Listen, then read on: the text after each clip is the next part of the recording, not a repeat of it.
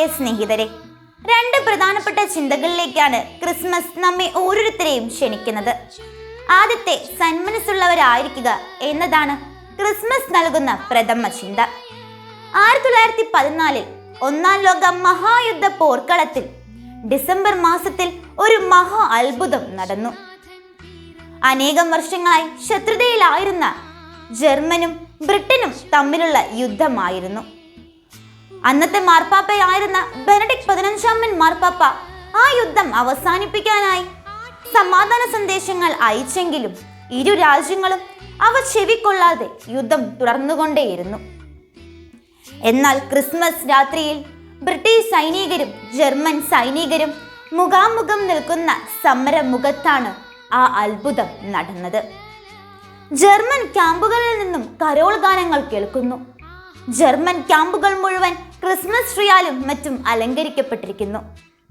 German സൈന്യ നേതാവ് British സൈന്യ നേതാവിനെ വിളിച്ച് കേക്കും വൈനും കൊടുക്കുന്നു. താൽക്കാലികമായി യുദ്ധം നിർത്തിയെന്നും അറിയിക്കുന്നു. കരോൾ ഗാനങ്ങൾ ആലപിച്ചും പരസ്പരം ശത്രുതയെല്ലാം മറന്ന് യുദ്ധക്കളത്തിൽ ഫുട്ബോൾ കളിച്ചും ബ്രിട്ടീഷ് സൈനികരും ജർമ്മൻ സൈനികരും ആ ക്രിസ്മസ് മതിമറന്നാഘോഷിച്ചു. ജർമ്മനും ഇംഗ്ലീഷും ചേർന്ന അതിമനോഹരമായ ഒരു ക്രിസ്മസ് അനുഭവം. ശത്രുതയെല്ലാം പരസ്പരം വെടിഞ്ഞ് നല്ല മനസ്സോടു കൂടിയുള്ള ഒരു ക്രിസ്മസ് ആഘോഷം. അതേ പ്രിയപ്പെട്ടവരെ, എല്ലാ തരത്തിലും സന്മനസ്സുള്ളവർക്ക് സമാധാനം ആശംസിച്ചുകൊണ്ടായിരുന്നു ആദ്യത്തെ ക്രിസ്മസ് വന്നതും ഇന്ന് നാം ആഘോഷിക്കുന്നതും. നല്ല മനസ്സുള്ളവരാകുക, അല്ലെങ്കിൽ സന്മനസ്സുള്ളവരാകുക എന്നാൽ ക്രിസ്തുവിന്റെ മനസ്സുള്ളവരാകുക എന്നതാണ് അർത്ഥം. അതായത് എളിമ നിറഞ്ഞവരാകുക, എല്ലാവരെയും ഒരുപോലെ ഉൾക്കൊള്ളുന്നവരാകുക. അതുതന്നെയാണ് ഫ്രാൻസിസ് മാർപ്പാപ്പയും പറയുന്നത്. ഫിലിപ്പിയർക്ക് എഴുതിയ ലേഖനത്തിൽ വിശുദ്ധ പൗലോസ് ശ്ലീഹ അത് വ്യക്തവും ശക്തവുമായ ഭാഷയിൽ വിവരിക്കുന്നത് നമുക്ക് കാണാം.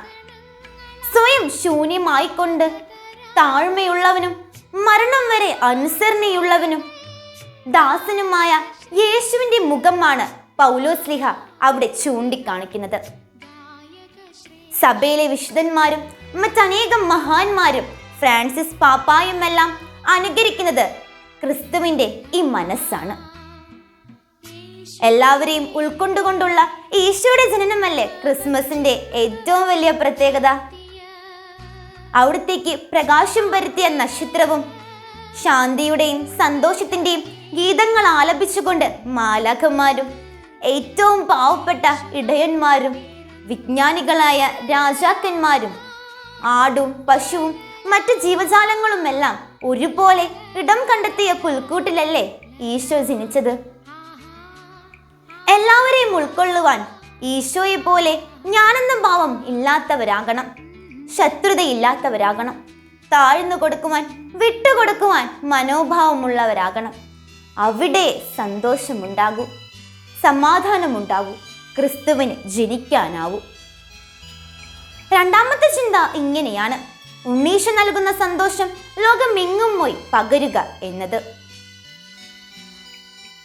സകല ജനതകളുടെയും സന്തോഷത്തിന്റെയും സമാധാനത്തിന്റെയും പ്രത്യാശയുടെയും സന്ദേശമായിട്ടാണ് ആദ്യത്തെ ക്രിസ്മസിൽ മാലാഖമാർ ഈശോയുടെ ജനനത്തെക്കുറിച്ച് പാടിയത്. എല്ലാവരെയും സന്തോഷിപ്പിക്കാനുള്ള ജനനം.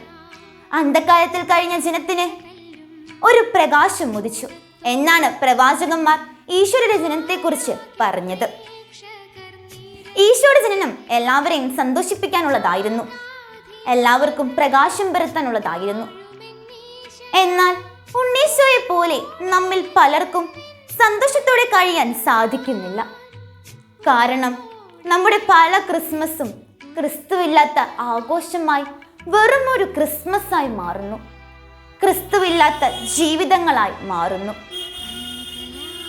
ഇടം നൽകാത്ത സത്രം സൂക്ഷിപ്പുകാരനെ പോലെയും ഈശോയെ കൊല്ലാൻ ആലോചിച്ച ഹെറോദോസിനെ പോലെയുമെല്ലാം നമ്മുടെ ഹൃദയങ്ങൾ അതികഠിനമായി മാറുന്നുണ്ട്, ഈശോയെ അകറ്റി നിർത്താറുമുണ്ട്. കൽക്കട്ടയിലെ തെരുവോരങ്ങളിൽ കഴിഞ്ഞ കുഞ്ഞു മക്കൾക്ക് സന്തോഷവും സ്നേഹവും നിറഞ്ഞ ജീവിതം നൽകുവാൻ മദർ തെരേസയ്ക്ക് സാധിച്ചത് ഉണ്ണീശോയുടെ ആ പുഞ്ചിരിക്കുന്ന മുഖം ഹൃദയത്തിൽ അത്രമേൽ പതിഞ്ഞതിനാലാണ്.